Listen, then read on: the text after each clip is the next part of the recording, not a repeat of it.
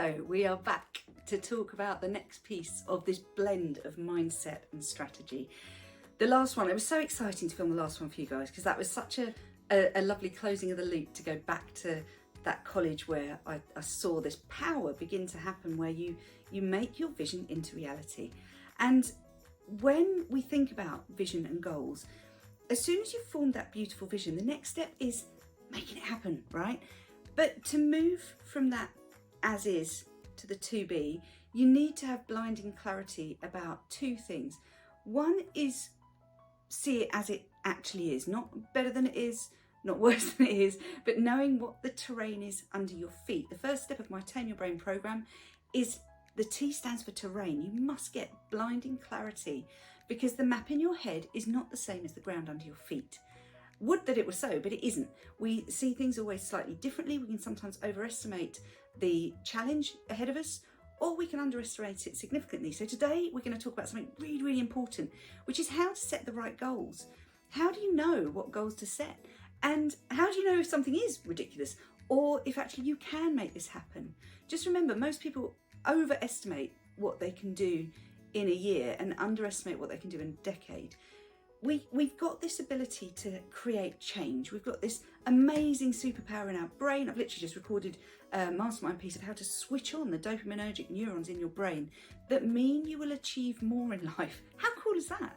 There are things that we can do, and I'm here giving you this free training because I'm so passionate. My mission is to spread the word to as many people as possible of just how well you can use this noggin, the 6 inches between your ears, which is the biggest superpower you've got.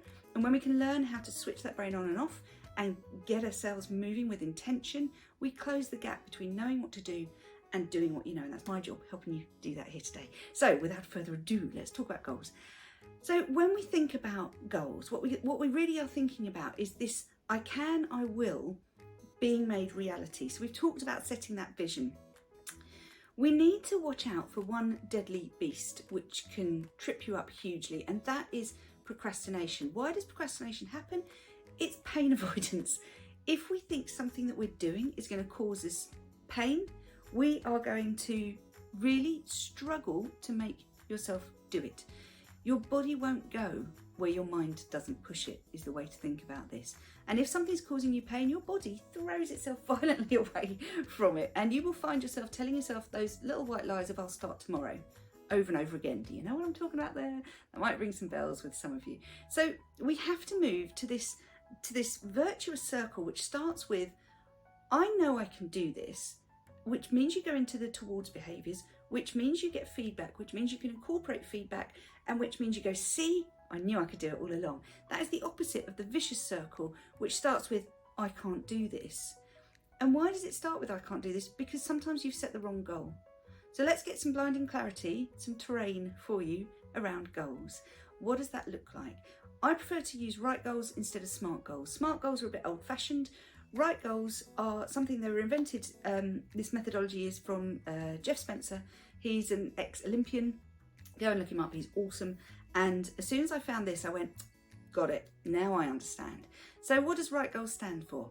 The R stands for relevance. How is this going to help my life? Unless you know that, you're missing one vital part of goal setting, which is your why. Goal setting is all about having a big enough why that compels you, that excites you. So you have to get real clarity on how does this dovetail in? How does it help my life? Once we've got the relevance clear, we can then move to the indicators. How will I know? So the I stands for indicators. What am I going to measure and monitor to see whether or not I'm on track? So obviously, those of us that want to start a coaching business and those of us that want to start a digital coaching business, there's a very clear indicator in the form of money. We can see by our bank account whether we're winning or not, right? But there's other indicators before that.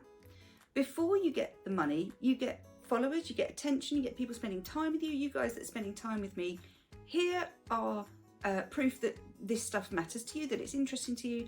And I thank you for giving me your eyeballs because I know how busy the internet is these days. And I'm genuinely grateful for you being interested in the stuff that I've got to say. So thank you for being here. And I love those of you that do email me or Instagram me and just say, this really resonated with me. So please keep doing that because that excites me. So when we look at indicators, we're talking about how am I going to see if it's working. Then we need to look at, the G stands for gravity. What do I mean by gravity?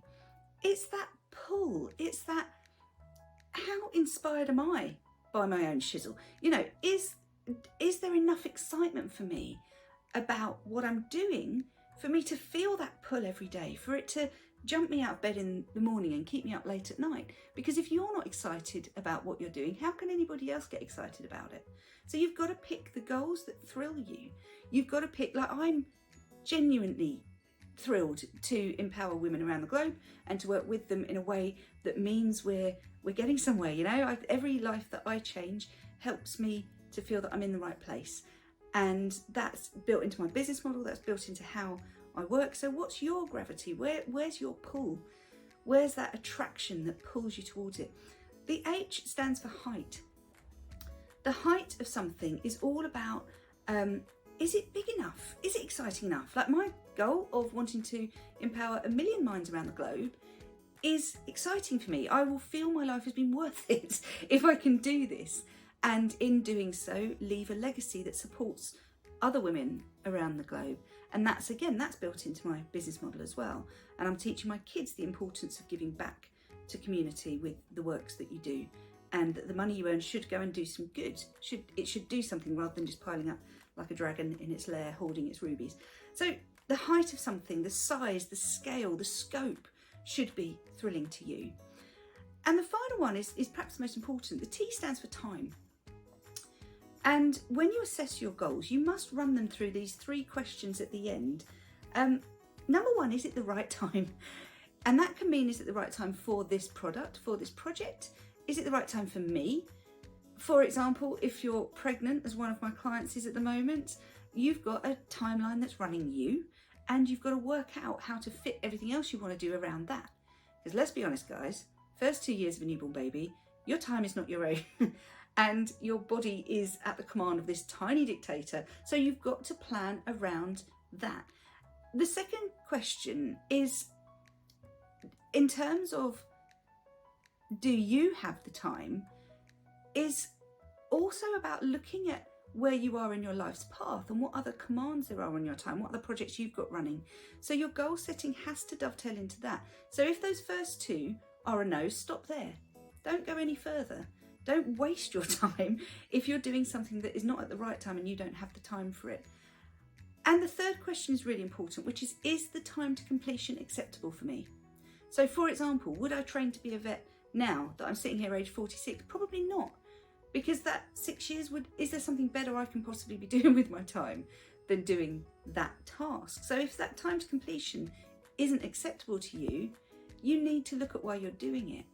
So with these right goals, when we think about choosing the right goal set before we start, you become super powerful in, again, remaining intentional in your actions. Because if all of those things are right, and by the right goal criteria, you've ticked all those boxes, you know you're in the right place at the right time. And that has a massive effect on your neurology and those dopaminergic pathways that we mentioned earlier. So once we've got the right goals, we can then begin to move with intention and begin to stop that ridiculous procrastination that pulls you away. I'm actually doing a whole masterclass about procrastination. For those of you that are interested, sign up for that. I'll put the link in the chat for that. And then we get to celebrate at the end when we start to goal achieve. And the neuropsychology of success relies on you regularly putting in reward points. I'm telling you to book that massage, guys. It's really important. The more we reward our neurology, the more it serves us and begins to move in ways you could not imagine possible when you start this journey of training and taming your brain to get it to work with you, not against you. So I'm Dr. Libby Kemkaran. Thanks for coming along. Really enjoying this series. I hope you are too. Come back next time where we'll be talking more about the self-knowledge that builds as you start to get that part of your brain aligned in the mindset to then start implementing the strategies that we're drip feeding in throughout these. So I hope we kept that to under time. I think we're doing good. I'll see you back here next time. Thank you, guys.